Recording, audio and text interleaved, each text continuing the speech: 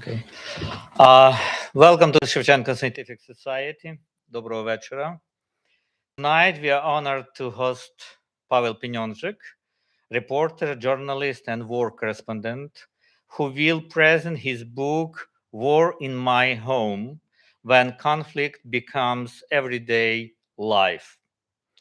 Our next event at the Society will take place on April 25th. For more information about upcoming events, please follow us on Facebook, visit our website, and check our Instagram. I would like to invite Vitaly Chernetsky, the president of Shevchenko Scientific Society, to moderate this event. Please.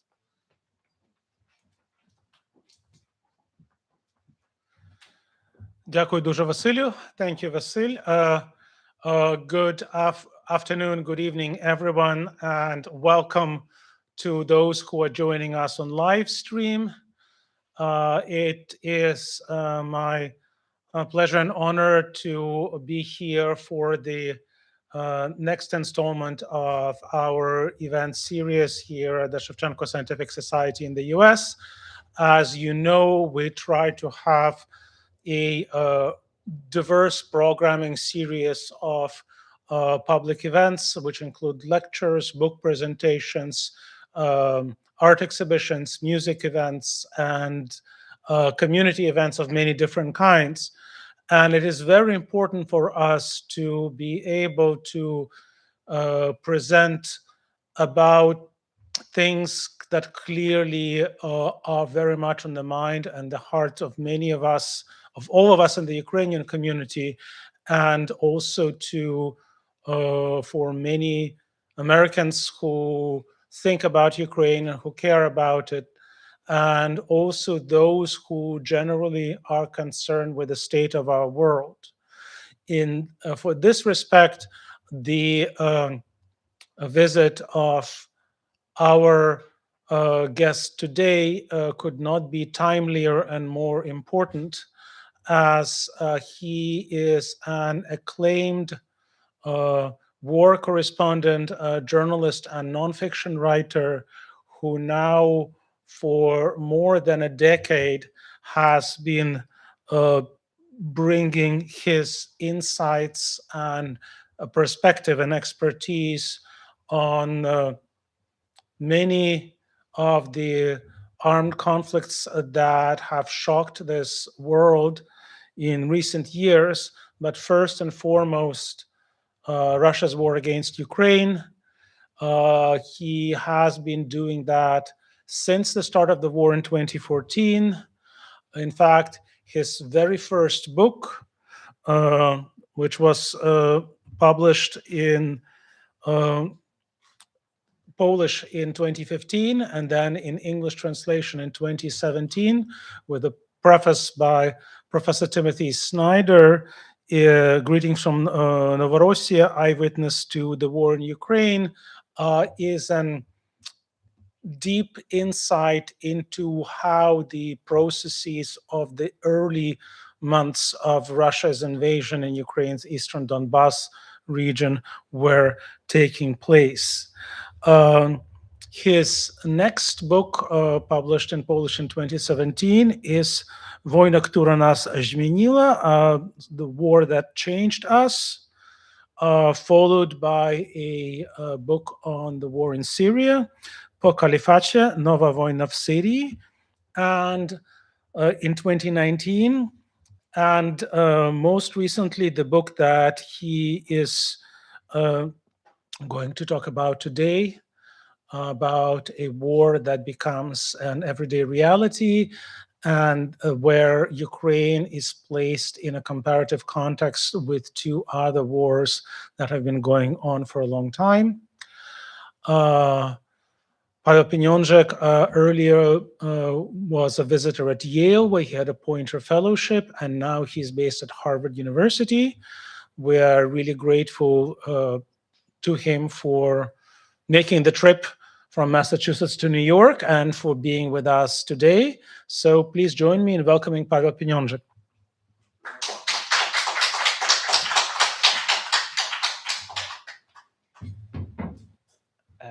Thank you for the introduction, and I really appreciate that you managed to come here, especially on this beautiful Saturday, when so much is happening around. So I appreciate it, and uh, I'm really glad as well because we are working with my publishing house, and already book is uh, partially translated, and we are working on that. It will be translated in the published in the United States.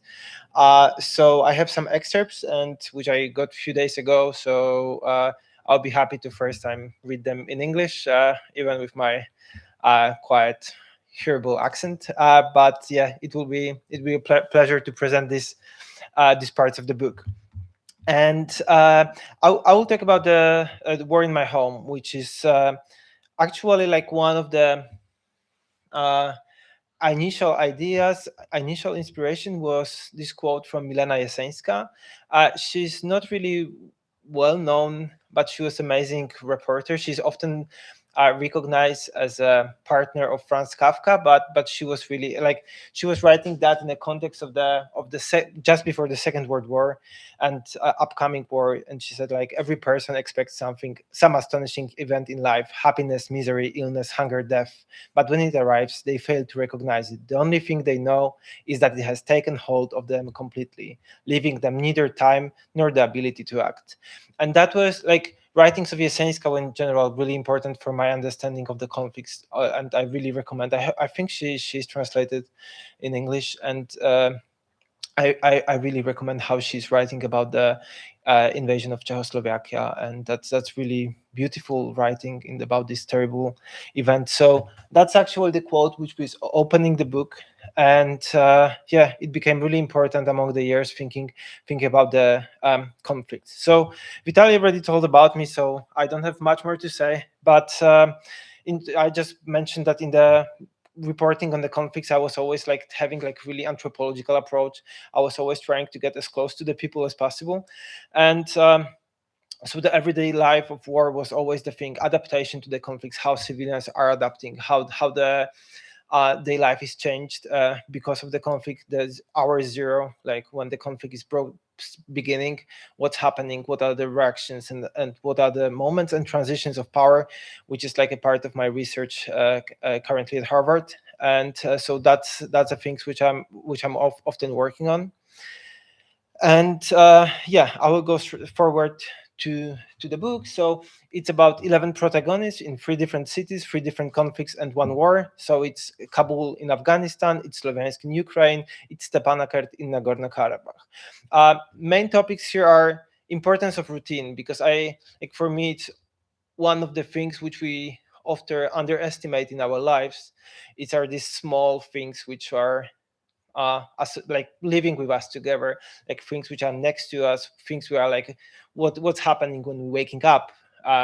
Like we have our warm bed, we going we can have a warm shower, we eat the same breakfast, we go to work or to school, and that's the things which often are considered as boring and creating our stability. But people are saying that often that's not the things which are they often want to change it. They don't really appreciate that. But when the war is happening, when the war is beginning, that's the things which are disappearing as the first moment. So and they becoming the often maintaining that. It's almost a heroism. And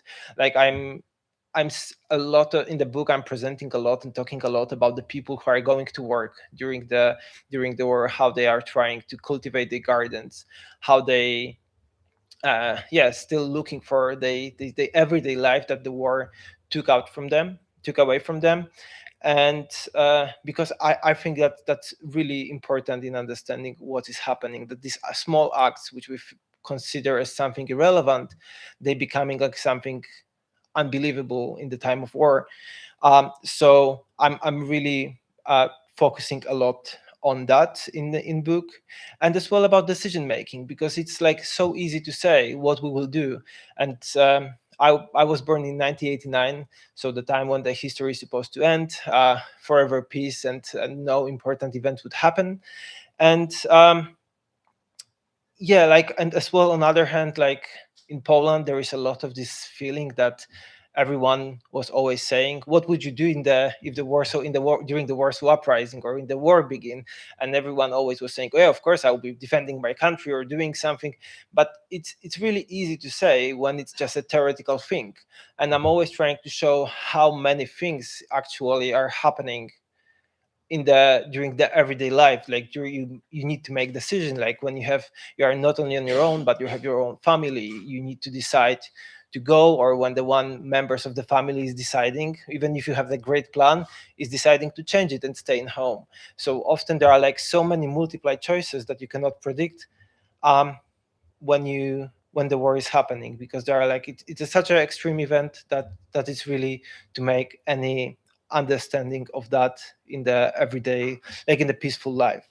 And another thing which was really important for me in the book, but in general in my work to as well, talk about this, how people actually thinking about the leaving their home, because we used to thinking that often in the narratives in the media, like among the politicians, that just people want to leave their homes and go to the better place, to somewhere else. But from my perspective, in the most cases, people actually are trying to stay in the home as long as they can, and only they don't have other thing to do, no other way to stay in their home, they deciding to leave. And finally, this book evolved a lot. I was rewriting that a couple of times, which I mentioned, but it was at the beginning about the civilians living during the conflict. But after the time when the events were unfolding, it became a book about how it's really difficult to stop one started war, and how it's becoming like the part of everyday life. So here is just map for reference. So we are of course here, and there is Ukraine. There is in the middle. There is Nagorno-Karabakh, which was contested between Armenia and Azerbaijan, and the far like to the right there is Afghanistan. So it was like a 5 years of research, fieldwork, and writing, and it was about the rapidly, like, reality was changing really rapidly. So when I was finishing my first draft, Ashraf Ghani's government in Afghanistan collapsed and the Taliban took over. Then when I was started writing about Ukraine, it was almost like about 2014. It was perceived as almost already a historical event, and then the Russian full-scale invasion happened. And the initial idea of this book was actually during the 34-day war in Nagorno-Karabakh, and in 2020, and in the end of 2023, there was one-day war when the Nagorno-Karabakh ceased to exist. So I was meeting with my protagonists around the world, actually, in many different countries, and rewriting this book several times. So it's always as well like a summary of my work in the various conflict zones. And I wanted to catch here like a few different perspectives of the time as well, because like for some protagonists, especially from Afghanistan, that was war from birth. I will explain that as well a bit later in the next slides. For some of my protagonists, that was war when they were young, when they were teenagers, and for some of them when they were in the adult life already. And of course, there are 3 different wars. So with the different types of wars, which I explain as well in the next slides. So it was Russian-backed rebellion, which after became just Russian, like a full-scale Russian invasion, war between regular armies, which was in Nagorno-Karabakh, and asymmetrical conflict between like a rebel group Taliban versus the army of Afghanistan, supported by the international coalition. But in every case, war came into someone's home. So I will start. Oh, sorry. And so, but the really important thing for me as well, thing was trying to understand, because I feel that I'm not really well rooted into my hometown, into my home, and I was moving a lot in my life and living in various places. And I remember when I started working in eastern Ukraine in 2014 when the war began, and then was the first time when I was actually trying to saw people who were so attached to their homes that they didn't want to leave, even if they were facing like imminent danger. And I was really, on one hand, understanding why they don't want to leave, but on the other hand, for me, person who was moving often, and it was really difficult to catch this sense of being attached to the land. So I was thinking a lot about what is home, and like what my protagonists were saying about what really home is. So often they were saying that that was the place they invested a lot of money, but most importantly, time. So a lot of, like, some of my protagonists spent 20-30 years of their lives trying to make a place where they can live, live with their families, spend the rest of their lives in the peaceful area, in the place they really loved. That's a place of every day, of this routine I mentioned, place of comfort where you can go back after a difficult day or a lot of work and have just a good time, place where family gathers. And the most important thing, that was probably the thing which was contradicting as well for my understanding of home, was the guarantee of safety. Because that's the basic idea of home. We of course don't think about conflicts. We think like about the everyday difficulties related to the weather, to the theft, to the general crime. But house is the place which in general provides us safety. And of course, it's a place of memory. Like probably the thing people are mentioning the most often, that what are they missing that they left, are the photographies, are the things which were in their home and they didn't take them. So place of memory is actually probably the most important thing. And so I will start with Kabul. So brief timeline. There was Soviet intervention in '79, which actually started war in Afghanistan. Before there were some clashes between the more like a communist regime and the rebellion against them, but really the full-scale war started in '79, which afterwards finished with the fail of Soviet army, and after that there was few years of the more or less peace, which evolved into civil war. After that was first Taliban rule, US intervention in 2001 after 9/11, and second Taliban rule in 2021. And well, for most of my protagonists, they actually remember only the first Taliban rule, or in some cases civil war. So they were born already many years after the war started, so they never really actually lived in the place, like at the time when the Afghanistan was in the peace. So one of my protagonists actually told me that he never felt safe in his life, which I always think it's like probably the most terrible thing you can imagine, that there was no singular day when he actually felt safe. So just for the reference, that's Afghanistan. The one marked is Kabul province, and there was Kabul. And that's why there are my three protagonists. So that's Jalil. That's actually, he was a radio employee for the most of the time, because the book is actually getting through many years, and he was changing his professions, his work. So that's the person who mentioned that that never felt safe in his life. Second one is Mariam. She was an NGO worker who lost her sister in the suicide attack. And third one was Mujibullah, a ministry employee. And I will read short excerpt about Mujibullah, who survived a suicide blast when he was going to work.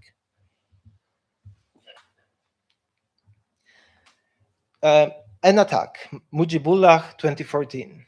Mujibullah was happy. Although the country was struggling with increasing difficulties, his life had stabilized. He was making progress at work, earning decent money, and enjoying everyday life. Even that day, when he was on his way home from funeral, the mother of a friend at work had died, but there was a good mood in the car. It was payday, so 3 of the 6 people in the jeep had decided to go to the bank to get some cash and take opportunity to dine out in the city. Mujibullah asked them to drop him on the road leading to the ministry where he worked. He was joined by 2 colleagues, and their plan was to walk the rest of the way.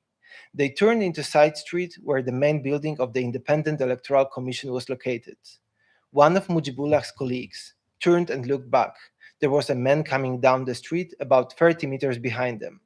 "It's a suicide bomber," shouted Mujibullah's colleague. Mujibullah turned round abruptly. He saw the man, who didn't stand out in any way among the crowd of pedestrians. He was stout, walking slowly, exuding calm, and taking no notice whatsoever of the men talking about him. He was wearing traditional Afghan dress, a cream-colored perhan or tunban, with a patu scarf around his neck and a pakol beret on his head. He was mumbling to himself. "What are you on about?" asked Mujibullah. "He is an ordinary guy, probably on his way to the Electoral Commission." "No, he is a suicide bomber," cried his colleague. Mujibullah looked around again. He noticed something that had escaped his attention the first time. The man had explosive charges attached to his waistcoat.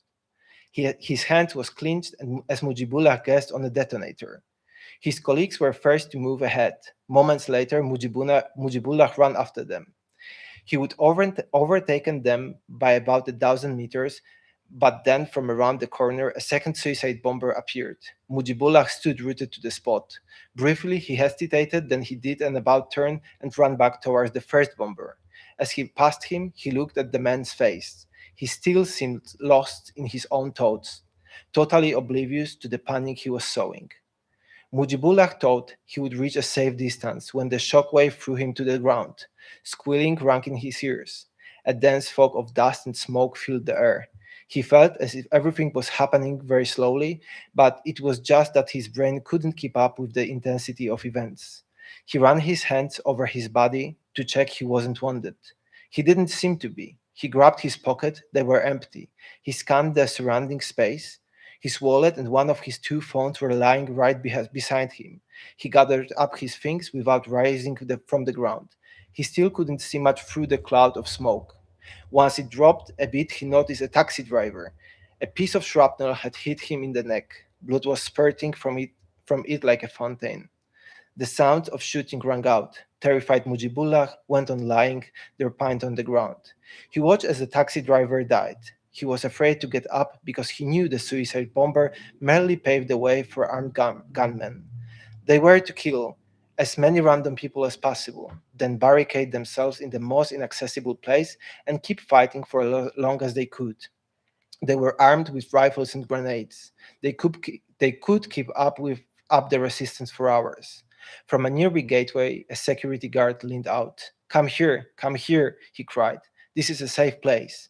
From behind the walls, the noise of shouts and explosions continued to resound.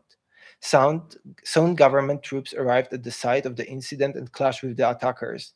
The people in the guard's lodge sat in suspense. In his terror, Mujibullah had entirely lost his sense of time.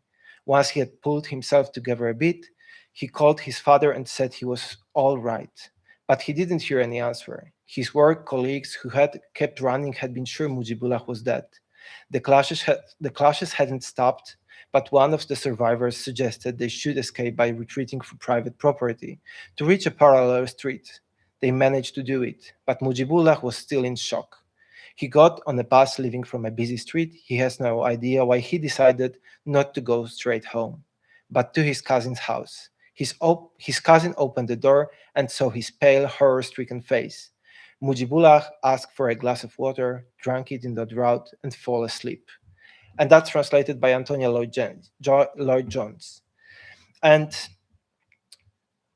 what was really important about the war in Afghanistan and what I was looking at, especially in Kabul, that there was no literal front line. When we thinking about the wars, we think about the 2 regular armies which are fighting with each other. In Afghanistan, it was blurry. It was one of the city was the most affected by the attacks in the world. There were all the time suicide blasts, all explosions, and sometimes it was happening like a couple times per day, which was causing like a total fragmentation of communities. You couldn't trust anyone. People often cannot trust members of their families. All of my protagonists actually at some point of their life were even not talking to their families. They're not sharing all the information about their everyday life because they were just afraid. So it's a society devastated by conflict on many different levels. And even if we don't see like a regular conflict like probably you're most familiar with war in Ukraine, so it was totally different. But at the same time, the consequences of that were really terrible. Probably from the countries where I was working in, that was the most probably the most depressing what I saw. Like a society was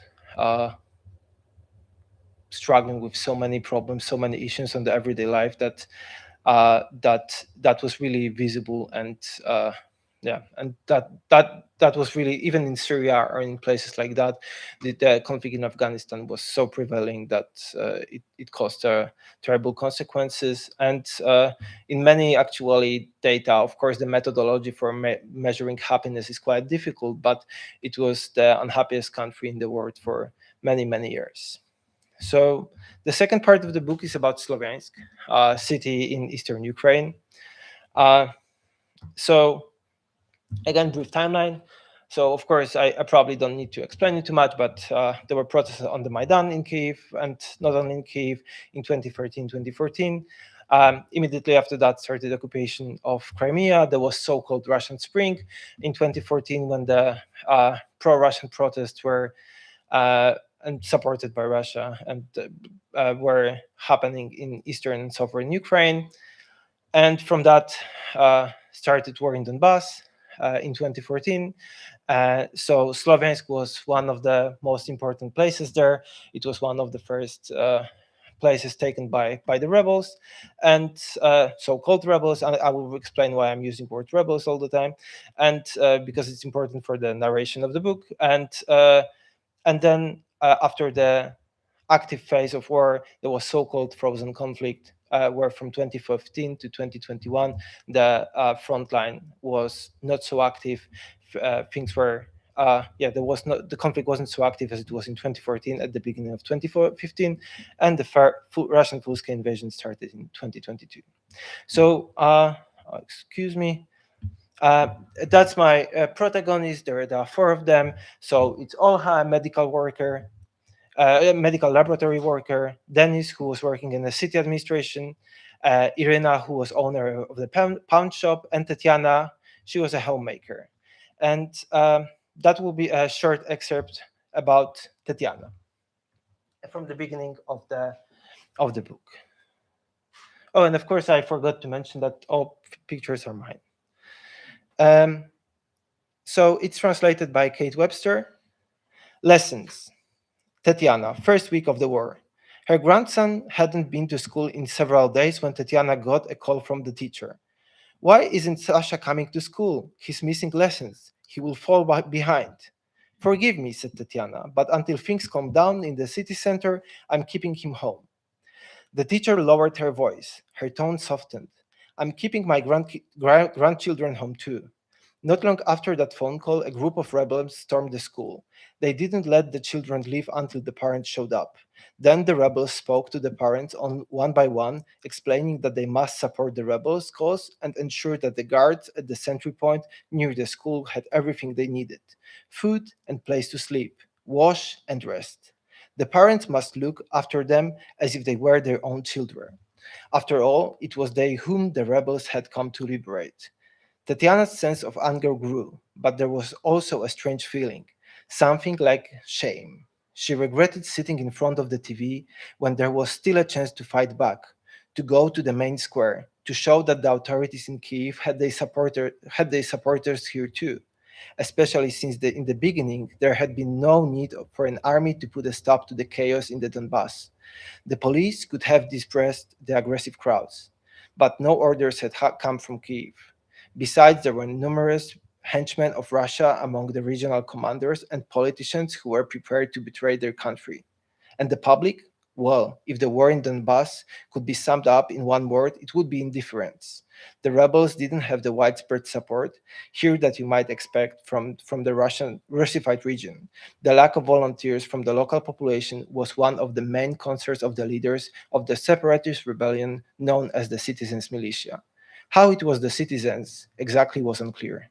And the other side, those who were pro-Ukraine and supported the new government in Kyiv, they were left in the lurch, until eventually they were suppressed by the violence of the rebels, or forced to escape, or to go deep underground. The vast majority, however, pretended that nothing was happening. They were convinced that politics had nothing to do with them, so they carried on with their lives. As a result, Russia dominated the narrative of the war, portraying an entire region eagerly awaiting the tricolor flag. It was to be a run of the Great Patriotic War when the people had stood up against the Nazi onslaught. Although the people remained passive and the Nazis were nowhere to be found, a great many people around the world believed this story. The opportunity to resist had vanished. Tatiana could only wait for the Ukrainian state to miraculously regain control over the city. She had no idea if this was possible.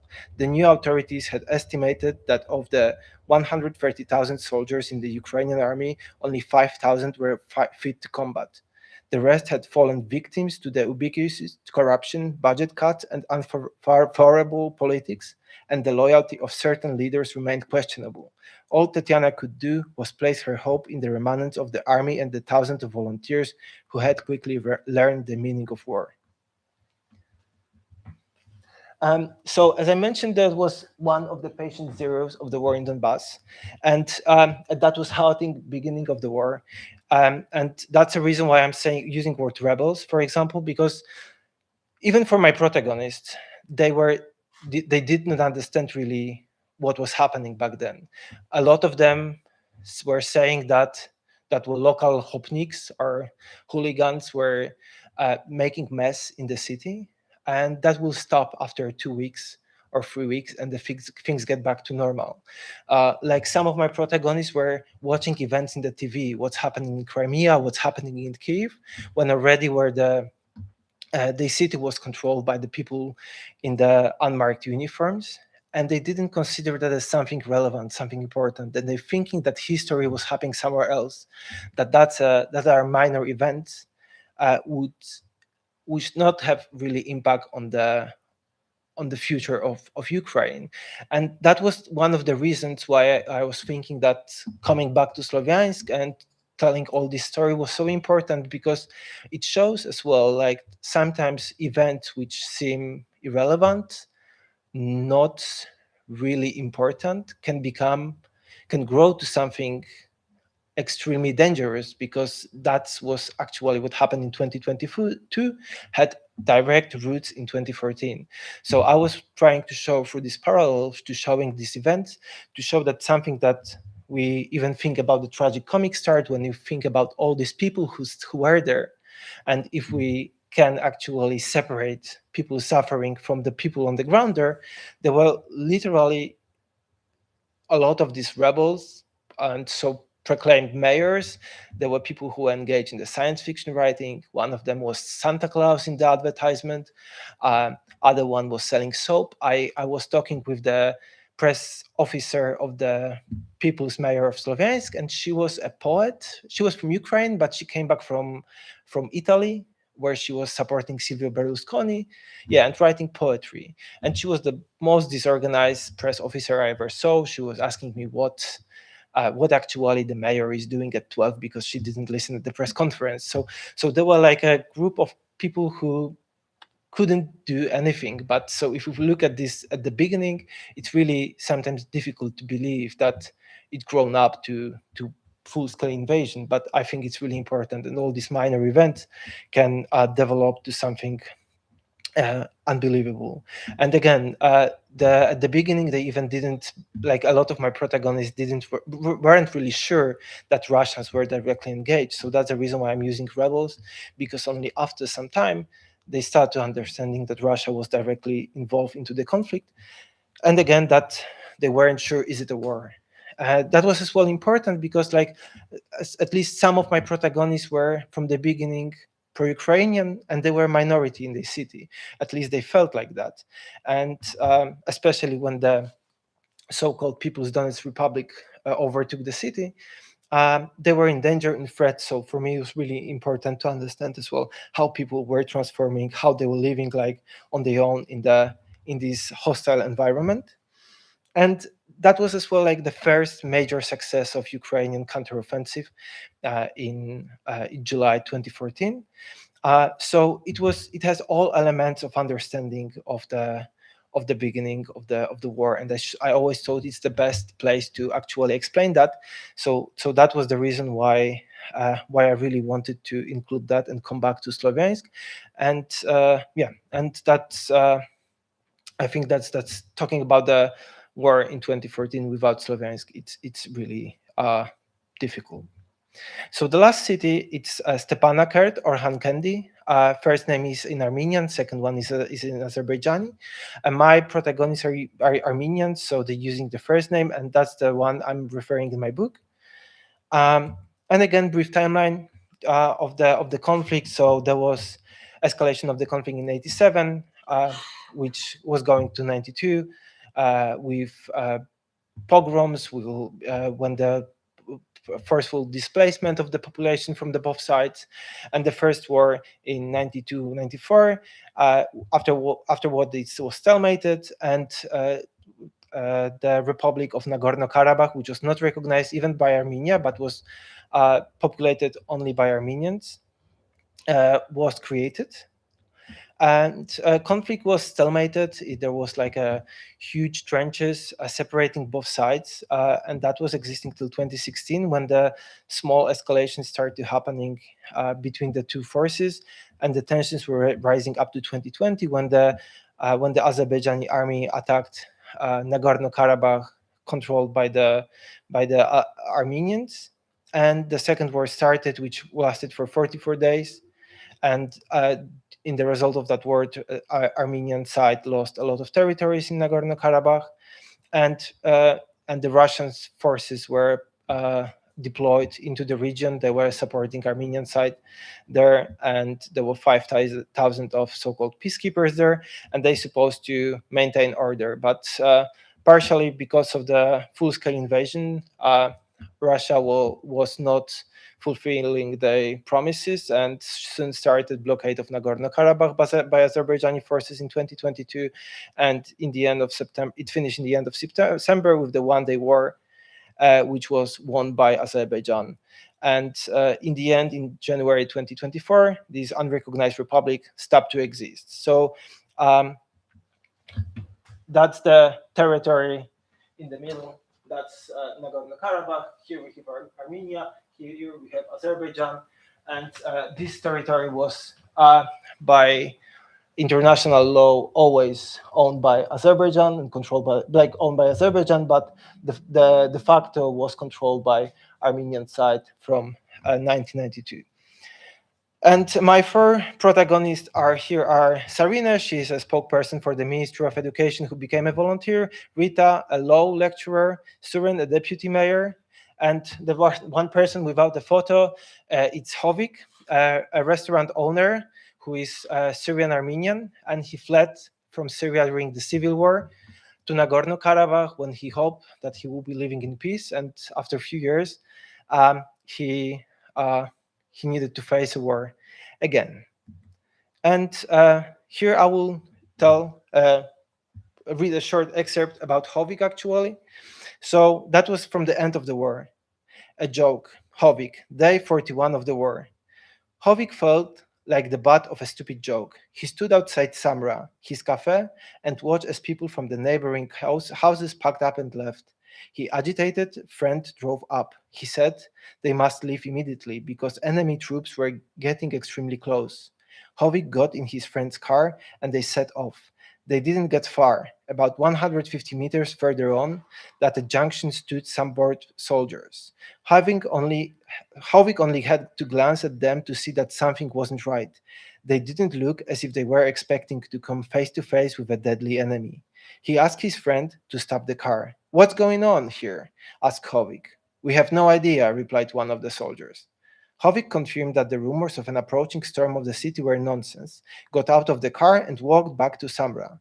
Not much time had passed before another acquaintance appeared. He said the same as the first one. "The enemy is the gates and any moment they will enter the city. We've got to get out." Confused, Hovik headed this advice once again. This time he got his own car and drove a bit further until he looked around the city, and it didn't seem as if the world was just about to collapse. He turned around. He was standing outside Samra when a good friend, a long-standing army man, drove up. He should know better than anyone what was really going on. To Hovig's surprise, he too assured him that he must leave immediately. So Hovig got back into his car. This time he saw lines of cars outside the petrol stations. Then he passed the Grandma and Grandpa monument, where a month earlier, Nerses Asurumian, the photographer, had predicted the war. He stopped at the checkpoint. "What's going on?" he asked. "The civilian population is being evacuated from Stepanakert," explained the soldier. "Does everyone have to leave?" The soldier nodded. "The men can stay." Hovig turned the car around. Soon he was parking outside Samra. The fourth time soldiers came for him, he knew them well and trusted them. They too said he should leave. Only soldiers assigned to its defense were to stay in the city. Flummoxed, Hovig got into his car and set off after the soldiers. Except that beyond Stepanakert, he got stuck in an immense traffic jam. There was chaos on the road, vehicles were colliding, drivers were pushing more and more, blocking the road, and some people were fighting. Suddenly, Hovig jumped out of his car, he waved his arms and cried, "Stop!" Once there was a bit of space behind his car, he turned around and went against the flow, pushing his way through the stream of cars. He returned to Samra. He decided to wait for events to develop, and only then to make a decision. Soon the military posts handed out weapons to the men remaining in the city. Hovig presented himself for one too. He was to patrol streets at night, and track down saboteurs. Translated by Antonia Lloyd-Jones. So Stepanakert was different because it was like a clear front line. Here there were two armies, and people knew that if they were on the side of Armenia, they know what language are they speaking. They know they believing they're following the same religion. There were a lot of visible signs where you actually know what's the place when we are in danger, when we are not. So that's the thing related to ethnic conflict. So there was much bigger sense of unity in Stepanakert than between the like comparing to Kabul and Sloviansk during the conflict. It was as well ethnic conflict, as I mentioned. So there was like a much bigger social trust. That was the first use of drones in a conventional war. So that was the time when Turkish Bayraktar TB2, which were afterwards deployed in Ukraine in 2022, actually destroyed totally Armenian army, and that allowed Azerbaijani forces to conquer Nagorno-Karabakh. And that was as well war during the pandemic. So a lot of people got sick. Like that was one of the reasons why Armenia was explaining they lost the war, because so many soldiers were sick that they were not able to fight. And that was as well the place where the mass exodus happened. So all the population of the region was forced actually to leave. And today it's almost no one is living there up to date. And yeah, so it's totally as well different reality of the conflict. And all these three different conflicts have a lot of similar experiences as well, if you look from the human perspective of them. Despite all of that, it brings the same suffering everywhere. Experiencing the war and the emotions it evokes, it's similar. Different coping strategies are mostly shaped by the nature of the conflict, and people's heroical struggle to resist, to preserve their everyday life is a thing which is appearing everywhere. So I'm always considering this as a form of resistance. So that's my presentation about the book, and I hope we have some questions and we can continue this discussion together to continue our discussion. Thank you.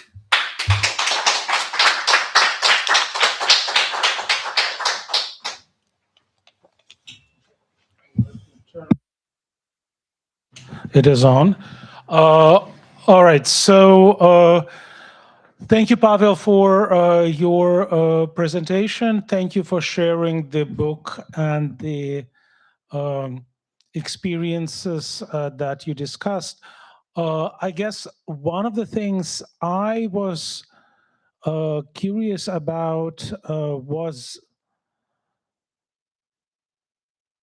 what were driving you in your research? I mean, you arrived at having these several people as you call it, protagonists in the different stories in each of the three cities. I presume you did not find them by accident, but I'm just very curious, as I'm sure would be some other people in the room or joining us on live stream. How do you, as a writer and as a journalist, sort of wearing these two related hats, how do you find people that you focus on in your books and in your reporting? So because No. Yeah. So actually, it was really helpful to be a journalist and a nonfiction writer at the same time, because often I met these people as a journalist and had like an initial story, so I could talk and use them for media, and then I was seeing where is the story, and if there was a person who, like for example with Suren, the deputy mayor of Stepanakert, I met him before, we talked a little, and I understood that there was really interesting story about the self-organization of Stepanakert and how are they actually organizing this, how they were prepared, having an experience of war before.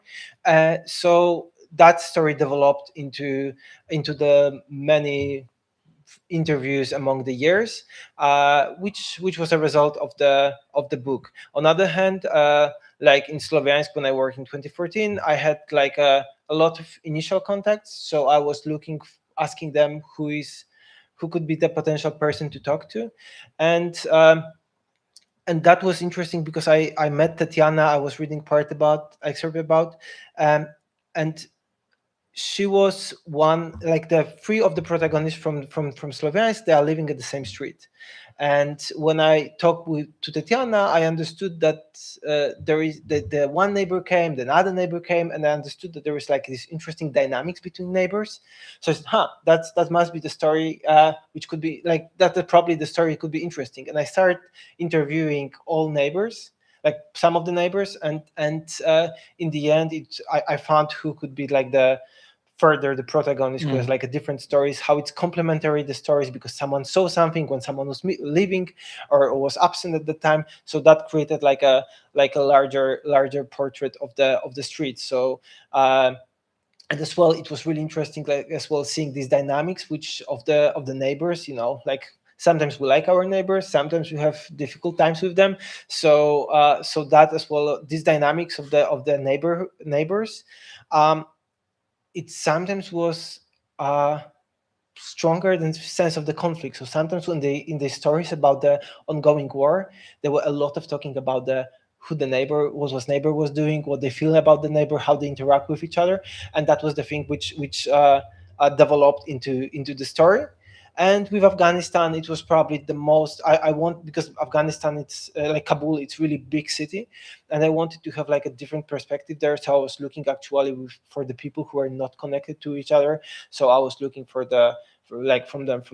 totally different sources, and yeah, and that was basically the way to find it. So it was mix of every possible approach and kind of snowball sampling, I would say, but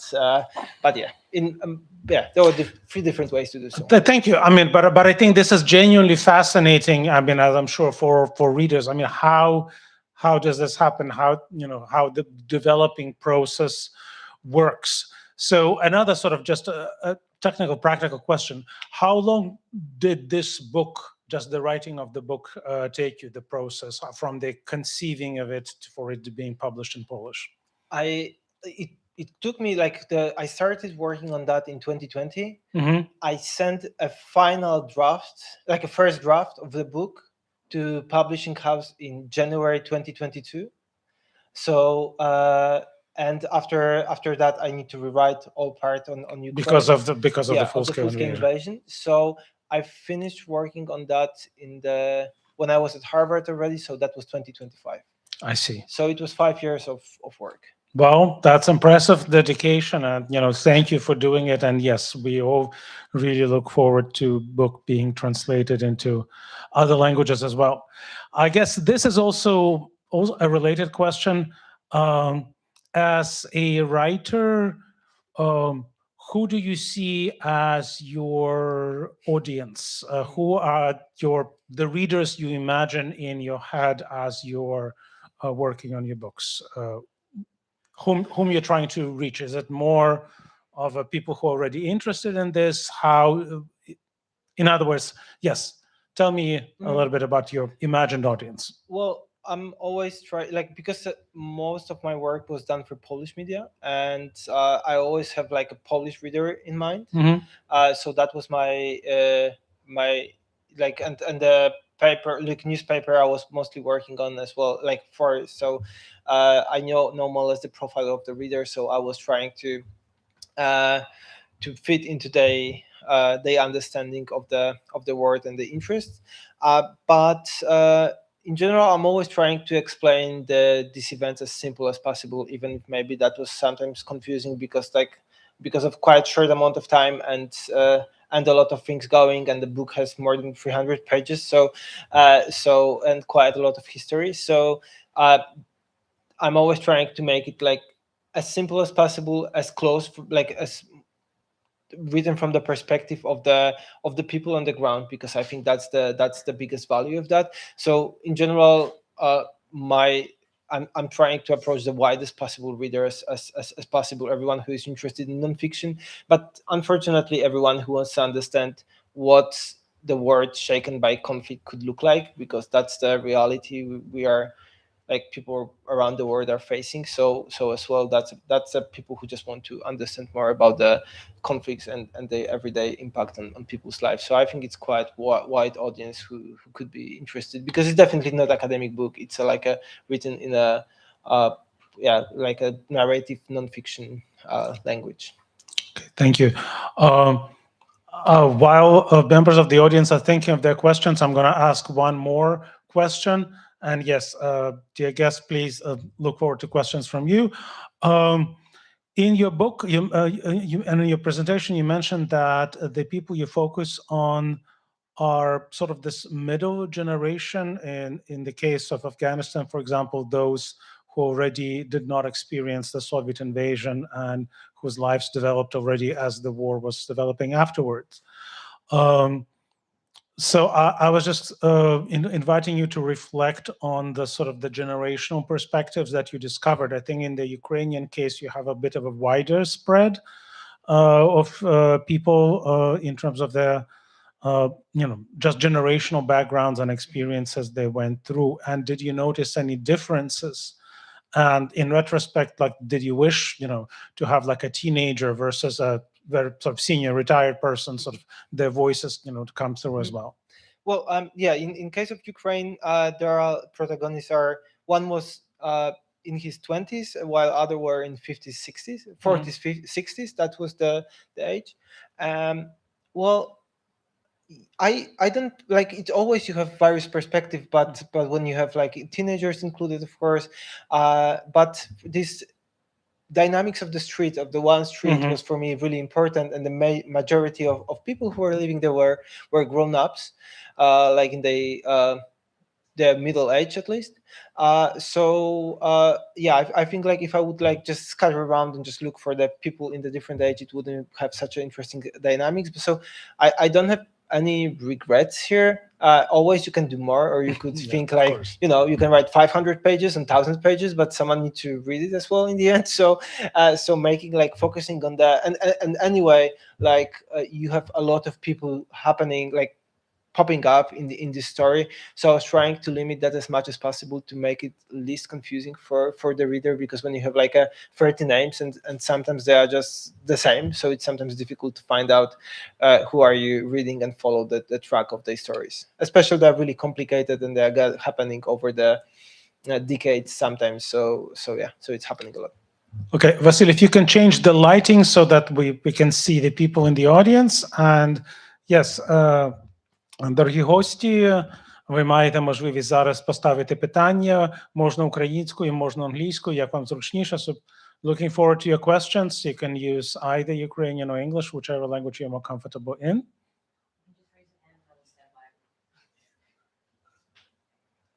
First question, pierwsze pytanie, it's always the most difficult, zawsze najważniejsze.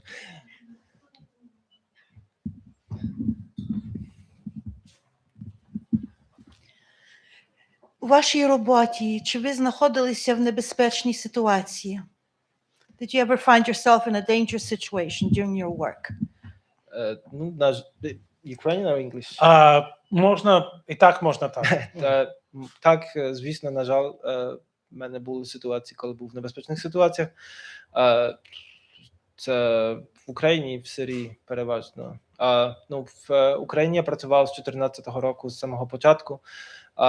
Я працював від лінії фронту з Маріуполя по станицю Луганську.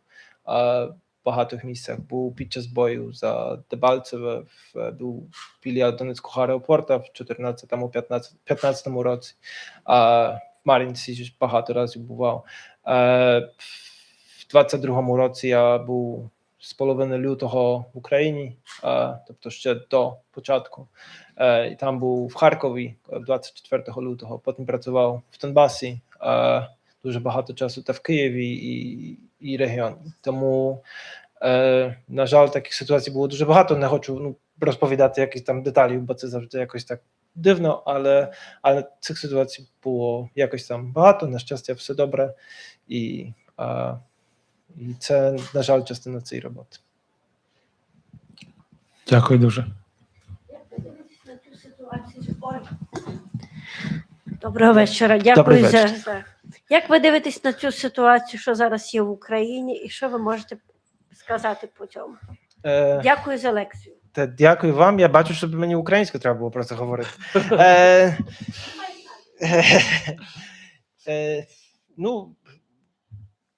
Важко це сказати, що буде, як буде, бо це завжди частина цієї роботи, яку я дуже радий, що я журналіст, який працює з людьми, що я справді питаю людей, а не мушу сам розповідати, що я думаю.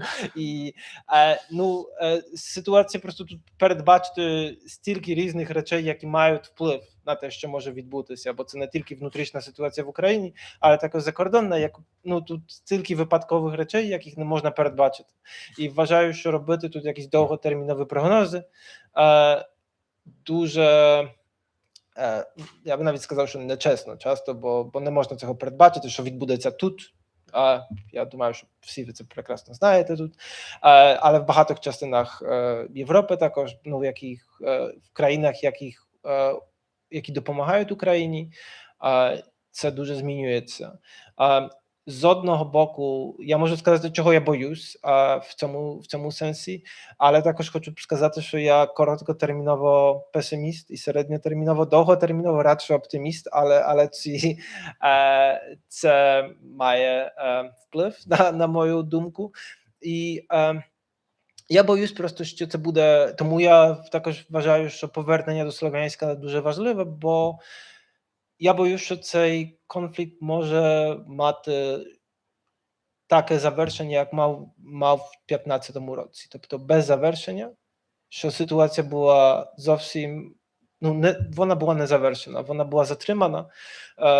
І конфлікти, які заморожені, чи як будемо їх називати, хоча я не вважаю це правильним, бо там постійно бойові дії відбувалися, мають цю тенденцію, і це всі три, до речі, про які я розказував, мають ці тенденції, що вони ескалують знову. І так було в 2015 році, це не завершилося, і був 22-й. І якщо знову це не буде тут справжнього миру, справжнього завершення, то, ймовірно, це буде ескалувати через якийсь час знову. І цього я боюсь. Чи так буде, я не знаю, надіюсь, що ні. Але це річ, який я би дуже не... я вважаю, що може бути найгірша. Тобто це відсутність справжнього миру, а просто припинення війни за будь-яку ціну і на будь-яких умовах, бо це може завершитися не дуже добре. А з другого боку, я також дуже добре розумію, що як війна, що припинення війни в будь-який момент це також те, що люди просто не будуть помирати під час війни. Тому, я кажу, це також моє щастя, що мені тут жодного вибору не треба в цьому приймати, бо це неймовірне важке рішення, як це далі вирішити. Але кажу, передбачити, як це далі буде. Можна робити дуже багато прогноз, можемо про це говорити години 3-4, але це, на жаль, дуже багато різних факторів, на яких ми просто, які важко передбачити. Дякую дуже. Я думаю, що ми зараз ще раз подякуємо нашому шановному гостю. І дуже раді, що ви до нас завітали. Дякую всім, що прийшли. Дякую за вашу увагу. Ми зараз можемо продовжити спілкування на горі в більш неформальній обстановці з невеличкою перекускою келихом вина. Тому запрошую всіх на третій поверх. Дуже дякую за запрошення і дякую, що ви прийшли.